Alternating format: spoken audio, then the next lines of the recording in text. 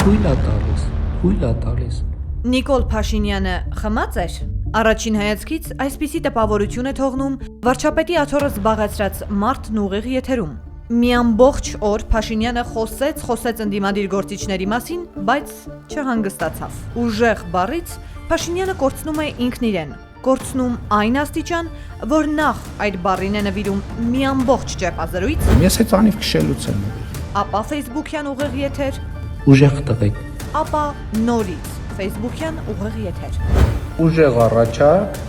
Ռ. Քոչարյանին, Ս. Կարապետյանին եւ Գ. Ծառուկյանին։ Վարչապետի աթոռի տված ուժից ոգևորված եւ արայով խոսող Փաշինյանը 12000 քառակուսի կիլոմետր հող է հանձնել թշնամուն, ընդլայնել է եռաբլուրը, կրծքին փակցված Հայաստանի քարտեզից էլ չի կարողանում տարիներ շարունակ դուրս վռնդել ադրբեջանական զորքը։